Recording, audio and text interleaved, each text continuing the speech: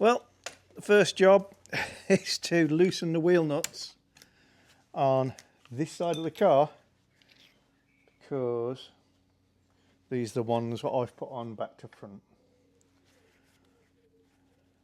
So staggered wheel set on a Jaguar XK8, unless you've got 17-inch wheels, then they are even.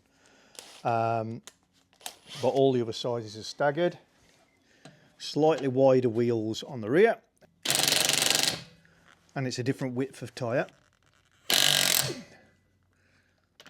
And again, you would say it's something that would have been dead easy for the MOT tester to miss. You know, tyres, they're all in good condition, they're all black, they all look the same. But no, they obviously write down the sizes on each corner and compare.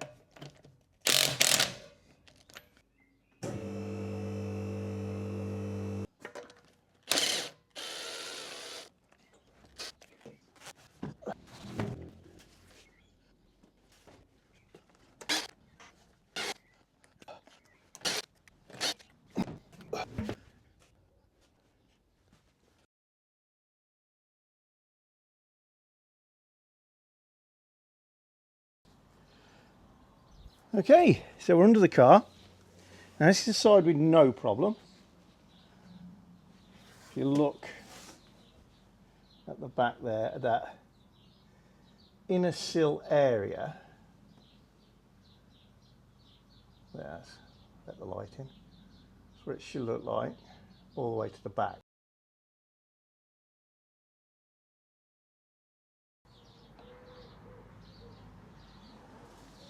Look on the side where we have to do some work.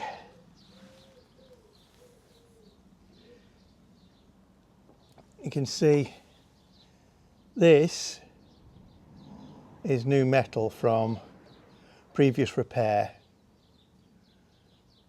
and the weld line goes up there, meaning that this is not fully attached to this.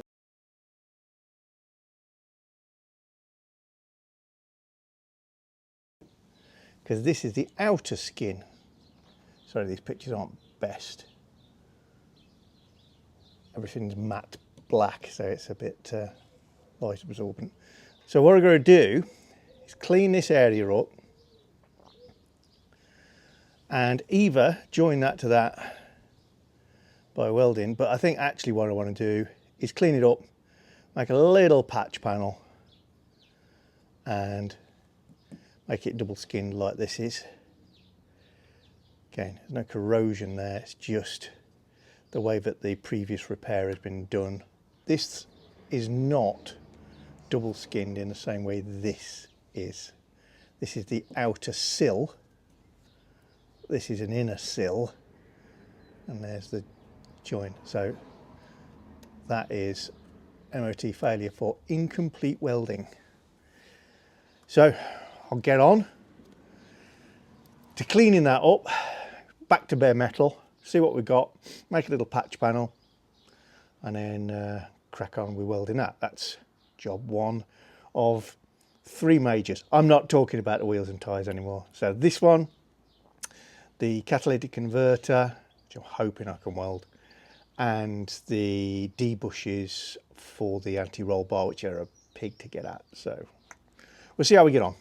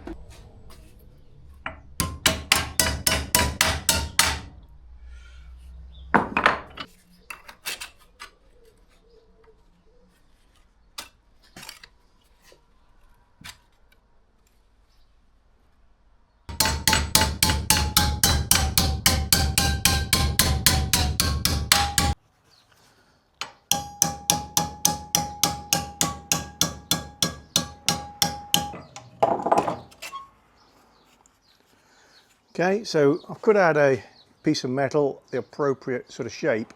I've gone big, as in I'm going to make it look smart and neat if I can. And I'm just putting a little bit of shape into it to get it close. I did a cardboard template first.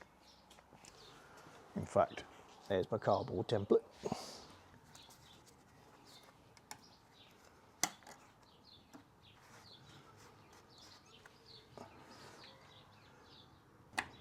There's a little bit more kink here, and we'll be a bit closer.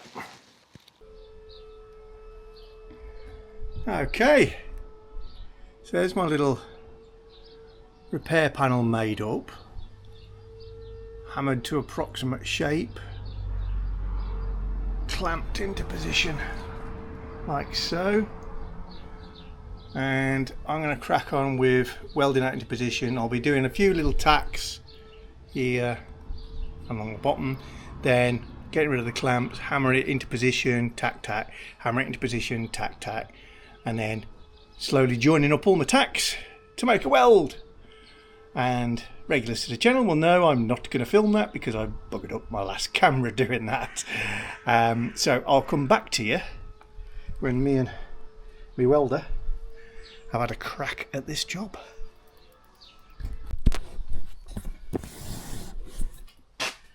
Okay, so after a bit of welding and linishing, I don't know how well you can see this, that is the area in question. Got a little bit more work to do on there.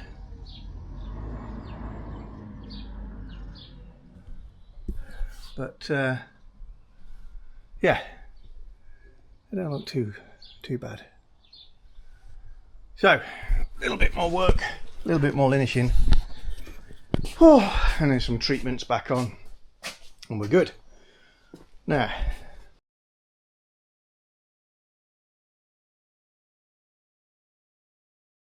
let's have a look at the other weldy possibilities here. You can see underneath the car, there's the left-hand catalytic converter. Here's the right-hand catalytic converter. And you can see some white substance there on that casting. Now I thought that might be a bit of plastic bag because I picked at it and there didn't seem to be a hole behind it, and there wasn't. But can you see that very obvious hole there?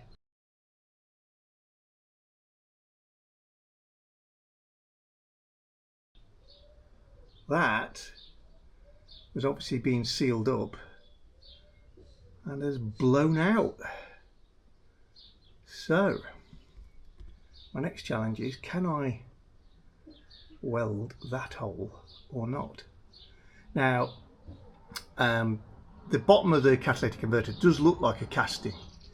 However, I do know that an independent garage that I've used has welded these and said they must be steel, don't know why they look the way they look.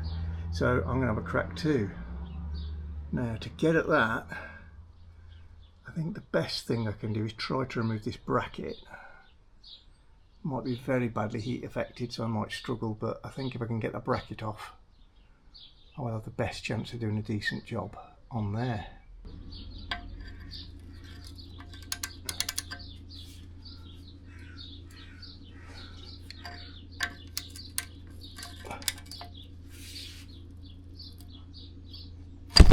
Oh.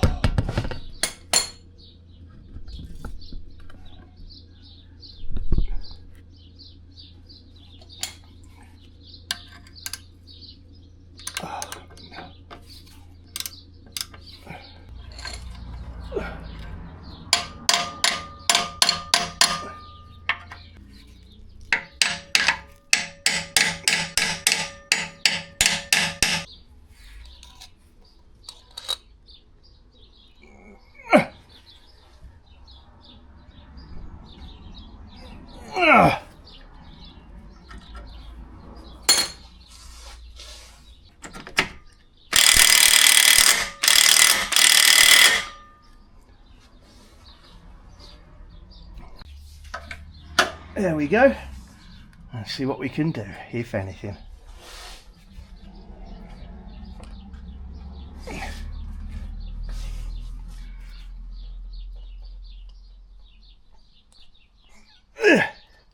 Yeah, something's moving.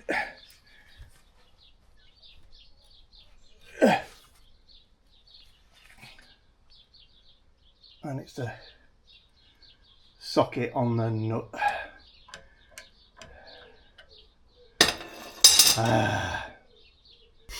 So because that other bolt has got a rounded off head and does not want to come out, in this one's not much better, to be honest. This is the one that did come out. What I'm going to do is drill out thread in this 19mm hex nut, so it will go over this and then weld it on to the nut under the car. And what I'll do is one of two things. One, it'll either give us 19mm socket and so much torque that we shear it off, and if it does, you know, it's a lot easier to deal with that off the car than on the car. The other thing that it'll do, and it's actually more likely, is the act of welding this on will apply so much sudden heat to this that it's likely to cause the grip that it's got, the corrosion, to crack, and we'll probably be able to undo it.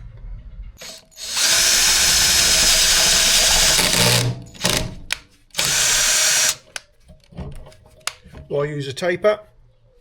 Nuts can be exotic materials, can be hard. The slight increases in size from step to step mean that you're more likely to be able to cut it. Because there's this nice flange, quite easy for me to get a bit of weld in there and in there. Not going to film this just because protecting the camera, but yeah, I'm going to tap that on with a hammer, then put some weld on it. Well, it's not going very well at the moment. I'll just catch you up, but we're parking it here for a while. So I still can't get that bolt out. It defeats me in trying to weld something to it, which makes me think it's an odd material, but can't see why. The hole in the catalytic converter, I've had a good pick around. There's several. So, and it has been repaired previously. You can see the weld spatter now. Now I've sort of ground it back a little bit.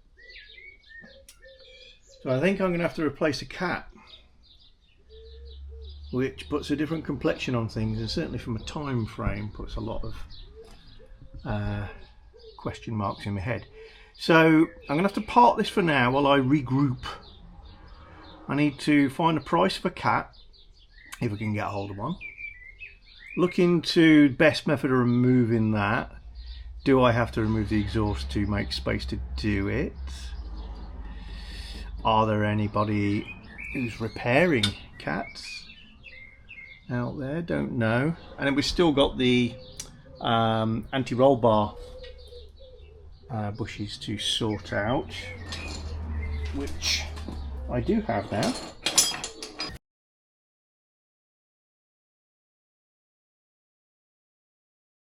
So I've got a box of goodies here from S&G Barrett, which includes the anti-roll bar bushes, and I've got some new drop links, front and rear. So that part of things is kind of sorted, just need to get to do it. This end of things is sorted. Wheels and tyres can go back on. So the tasks remaining really is the anti-roll bar bushes and the catalytic converter, which I did not want to do. Anyway, I'm going to leave that one there for now. If you're interested in any of the gadgets, gizmos and tools that I use in my videos, then very often I'll put a link to relevant items in the description below the video, but you can also go to amazon.co.uk/shop/to the garage, and that will give you the To the Garage storefront. These are not things I'm selling, It's just a link to all of the Amazon based items that I've bought over the years which are relevant to the channel. Nice little feature. Thank you very much, Amazon. If you're enjoying our channel, then don't forget to subscribe and click the little bell icon so you get notifications of new videos.